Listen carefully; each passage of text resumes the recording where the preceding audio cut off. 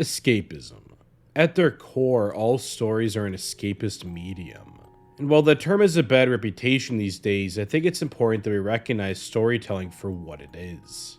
We are transported not just to different worlds, but to different scenarios. Through the mind's eye of the creator, we learn about our own reality from the ones they have carefully crafted. While escapism as a concept in its purest form can be a bad thing, it's really more in the intent of the experiencer where this may take a dark turn. If one simply wants to completely remove themselves from their current reality into a new fictional one, well, that's where the negative connotations of escapism come into play. But even in that escape, whether they like it or not, they will learn from the stories they experience, or even the ones they create, and living in the real world become just a bit easier, as long as they utilize the tools that the story has given them, as long as they want to live. Today's anime, SSSS.Gridman, from my favorite anime studio, Trigger, tackles this concept beautifully, perhaps even better than the very foundation of the creation of this channel you're watching now, Sword Art Online, my first ever video. Perhaps even better than Amori does it. And this is all centered around the main villain of the series, Akane. But before I get into all of that, here's your full spoilers warning ahead. I suggest you go into this anime blind, but if you do just want to hear me and my friend yap about it instead, feel free to stay. Friend here, as someone who did go into this blind, I agree, that's the way to go. So, if you're ready, dear viewer, I think it's time we dive headfirst into the bizarre world of SSSS.Gridman and see exactly what lessons we and Akane can take away from this new reality we find ourselves in.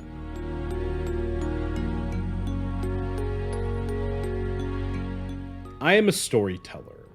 If you haven't already seen my horror short film, watch it now. My main shtick is to tell stories. So much so that I at least hope I present a more cinematic approach to at least a good chunk of my videos. One need only look at the intro to my Monica video or the finale of my Arcane Season 1 video to recognize this fact. And in my stories, I often get lost in them.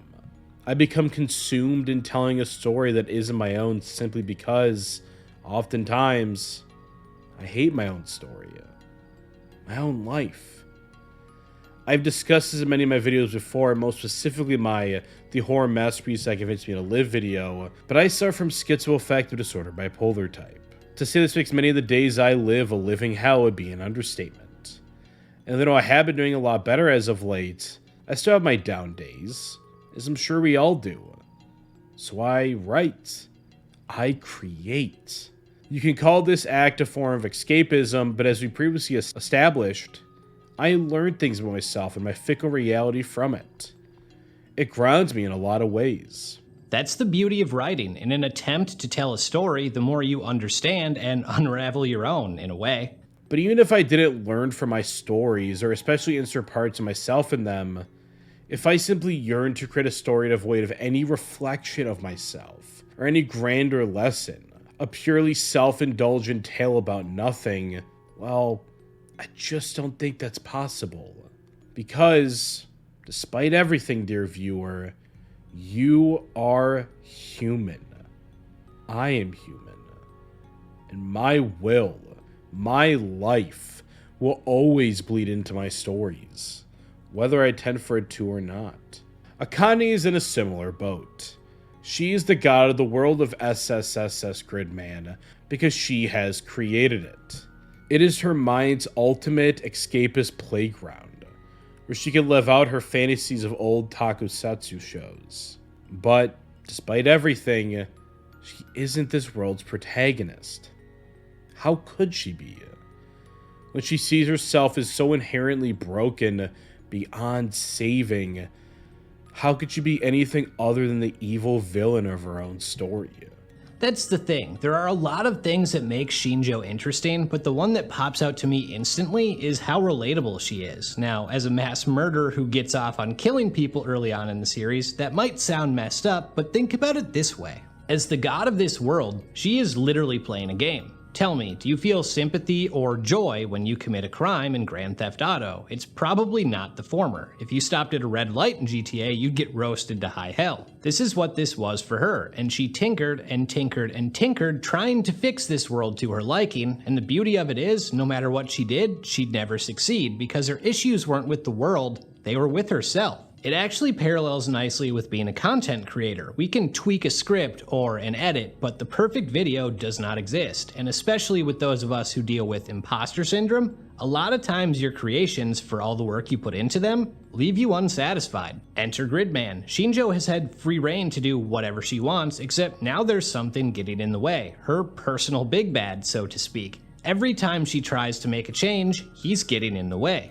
Again, relate this to video games. Imagine you're playing GTA and there's a cop that constantly keeps you from breaking the law. It'd be frustrating as hell, and of course you'd lash out. You'd feel a sense that you're losing control of the game. That's exactly what she felt.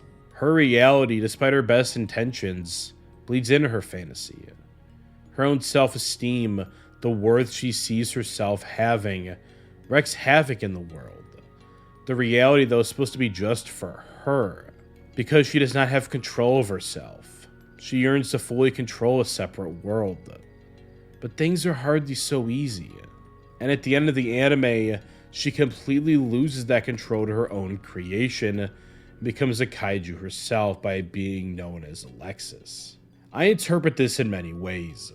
The most obvious being the classic, a story that got too big for its creator to contain.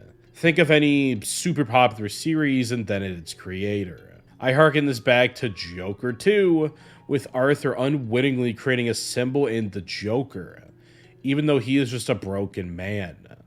And, in the end, this ultimately leads to his demise. And my least favorite comic book movie of all time. But I think we can also look at this through a different lens. Because in some story Akane is trying to tell someone else, nobody else is even around to perceive it and interpret this world. There is no mega popular series here to supersede its creator. Rather, it's just Akane lost in her own thoughts as a hikikomori. And this is where things get a bit personal for me, friends. Personal identification is a very tricky thing, as I've discussed in videos like Anime Profile Picture Syndrome Explained, and The Torture Artisan Real, and most recently, even after I wrote this script, the Hatsune Miku video. I even discussed this in my mouthwashing video. Stories ultimately shape us. In many ways, they're the main factor in determining who we will end up being. We look to them even for just advice, to get a better understanding of the world through the stories our ancestors created. From a young, impressionable age, stories are perhaps the only thing we have that we can model ourselves after.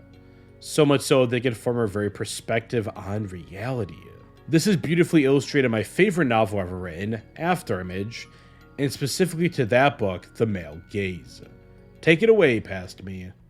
When discussing the male gaze, I think the best example I always give is Dante's Divine Comedy, and the character of Beatrice specifically, an angelic figure meant to guide and thus save Dante.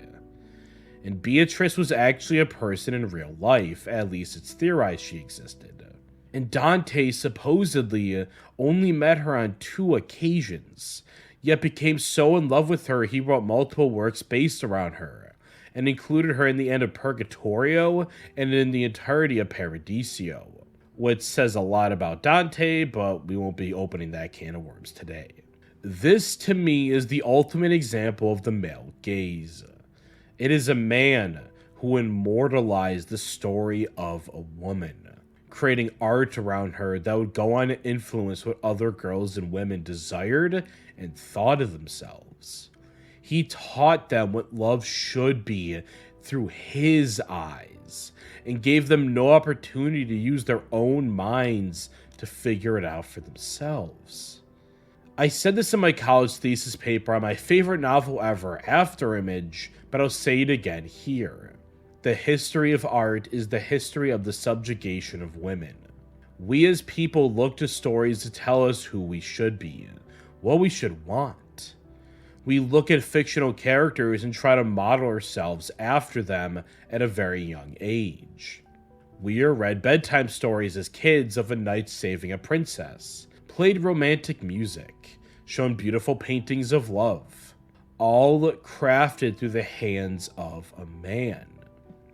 Thankfully, times have changed and women are slowly gaining more power and influence and creating more art, but that stuff still has a way of sticking. Maybe you weren't told those kind of bedtime stories as a child, but your parents sure were, and their parents, and their parents, and so on and so forth. Centuries of subjugation isn't suddenly just erased, as there is a shared lineage of oppression passed down by men, and even by other women. Quote over. I think you get my point here, and that stories can oftentimes become the determining factor in our perception of the world and even our reality. Even if we aren't directly told those stories, it's a shared lineage, one that has allowed us to survive. As Homo sapiens, we were not born with the strongest bodies, or even necessarily brains that were that much superior to other species. Instead, because of our weakness, we were forced to the ground as opposed to the trees. And advanced communication quite literally became absolutely necessary for survival. In this way, we are Earth's greatest accident. Communication eventually led to agriculture and farming, which then led to civilization, and well, the rest is literally history. But it's that communication that remains our core. And storytelling remains, even after all these centuries, the primary means of that communication. What started as warnings to stay alert at night became fantastical tales of gods of lightning and fire. And from there, we developed the Iliad and the Odyssey, and again, the rest is literally written history. In this way, stories are the foundation of humanity. And with something this abstractly large, it's easier to lose control of any creation you make, because you are part of a shared lineage and collective consciousness. And no idea you've ever had is separate from any other idea that has ever been conceived, or will ever be conceived.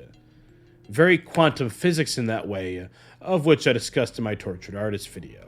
Let's get into that. What I find ironic about Shinjo is the girl with all the control over the world feels no control over herself. Each loss hits harder than the last. I'd like to offer a little bit of a different perspective here too. All the people involved in doing this to her were supposed to be the ones most important to her. Her best friend, her boyfriend, her nerdy friend. You see when she traps them in dreams that these were the roles they were supposed to fill in this world. And instead, they're her enemy.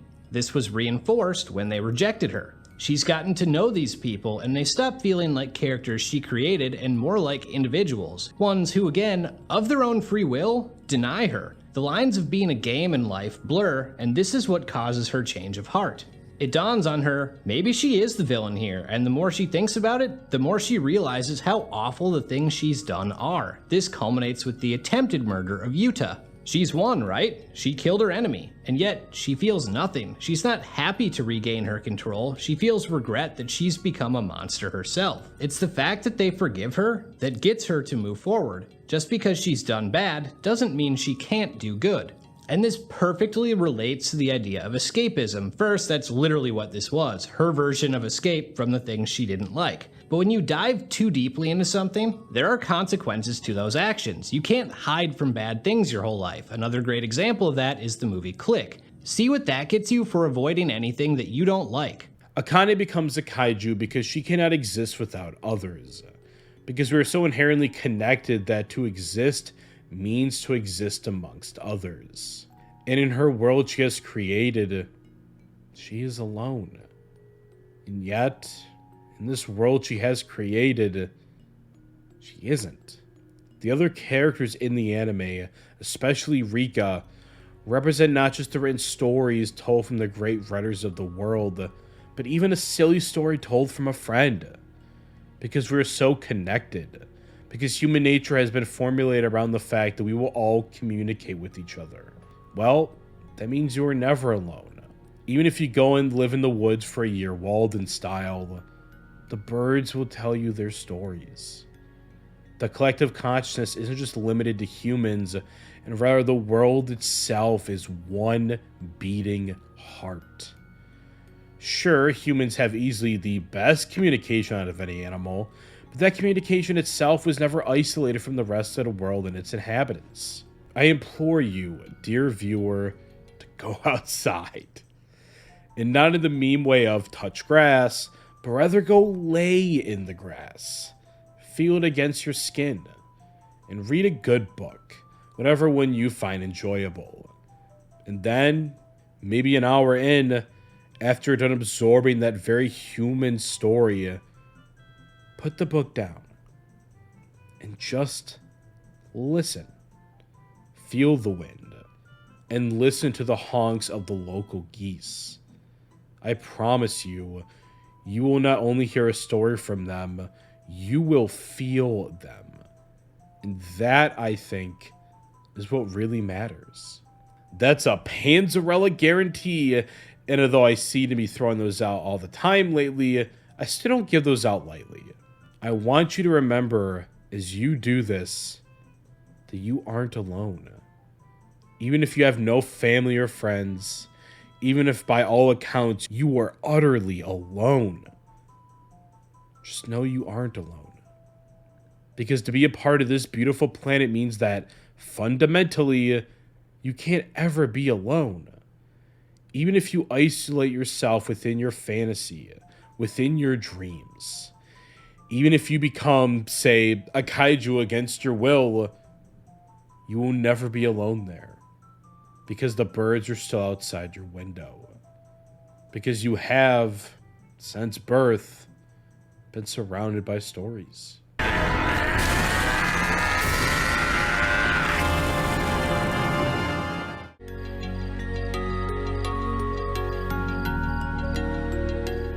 I find it interesting that it's Auntie, Akane's supposed failed creation, that eventually saves her. I second that. Nathaniel Hawthorne is perhaps my favorite author of all time, and yet even he, in his frustration of not getting published, burned many of his earlier works. This is beautifully mirrored in SSSS.Gridman, where Akane literally just stabs Yuta, who is ultimately her own creation. Of course, this frustration doesn't come from not getting published, but rather seems to stem from her own frustrations of not getting what she wants out of her dream. It is meant to be an escape, and yet she isn't even the protagonist of her own story, which, as we established, seems to be due to her own feelings of self-worth. That this entire world is a failed creation, and Auntie is the thesis of it. The antithesis of what she desires from her fantasy. See what I did there? You see what I did there. Akane casts out her failed creation, yet it comes back to save her. And I don't think I have to explain the poetic genius of that moment, so I won't insult your intelligence and do that. Perhaps in times of great stress, it is the very creations we cast off, that we saw as imperfect, that come to save us. Because there's something so inherently human in imperfection. Like I said, I'd think it's poetic. Auntie saves her in this way. I wish I could be that eloquent with my words.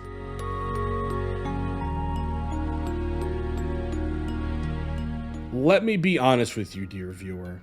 This anime, the one you're watching right now on screen, up to this point, has been a respectable 7 out of 10 for me. But after this episode, and upon the retrospection needed to make this video essay, I gotta give it at least a 9. All because of the ending. It really is one that you appreciate more the longer you sit on it and consider the deeper meaning of it all. When Alexis says he'll search for the next Akane, that moment hit for me. In my estimations, Alexis resembles the dark side of escapism. A person that wants to learn nothing from their escape, and instead entirely live in a different reality. And I've of course experienced this, specifically with the world of Sword Art Online. I wanted to, like Kayaba, live in the world of Sword and Shields. The castle in the sky. I wanted to learn nothing of what that world was trying to tell me. And yet, I did. Because as I've been drilling home in this video time and time again, we are not alone. And we are all connected. This very YouTube channel you're watching this video on is proof of that. I wanted to run away from reality and enter a new world without restraint. Without the knowledge it could provide to me. And yet, I couldn't do it. I picked myself back up and I used that story that I wanted to purely escape from to connect with others in the real world. And I at least think that's beautiful. If Alexis is the bad side of escapism, then Gridman represents the inevitable growth that comes with that escape. He represents that no matter who you are or what you're doing, you're surrounded by the world, by others, by stories. It's a fight, a nicely animated fight at that, but it's a fight that Gridman will always win. Because Alexis is hollow, empty of emotions as he states. He's the plain text on a page, while Gridman is the power of the story, the heart at its core. And yeah, while the text will be there forever, the heart of the story honestly won't be it. Alexis is infinite, while Gridman is finite. But perhaps it's because of the beating heart of a story can only last for so long that it has meaning. Just like a human life, an infinite story that goes on forever, well, we've all heard of The Simpsons. But that doesn't take away the emotions it brought to you. That doesn't make Gridman any less worth it. And that part, those emotions, will last with you. I'm gonna let the fixer beam scene play out for you because man, has this had me emotional.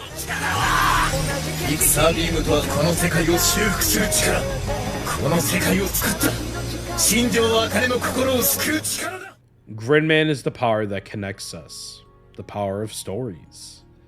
And despite everything, it is the power that will save Akane's heart.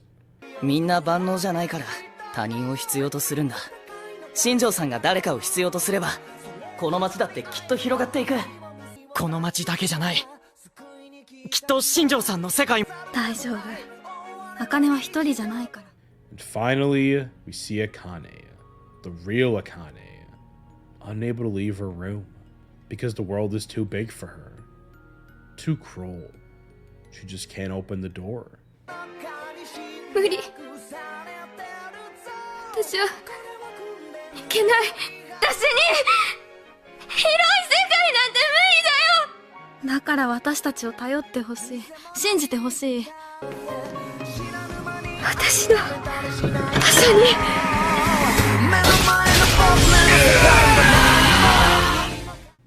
Man, I don't care if this shit is a bit on the nose. I'm tearing up over here, okay?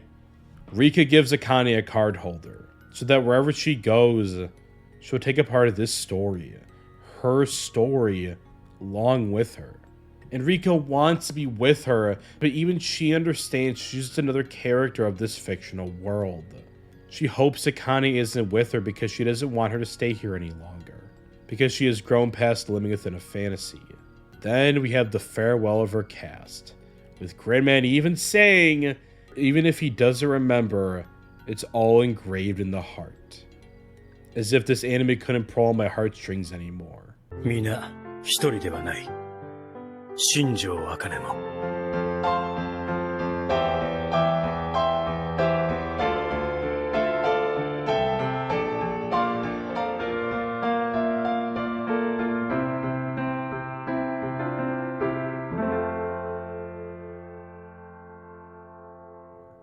Welcome back, Akane. And, as always, thank you for watching.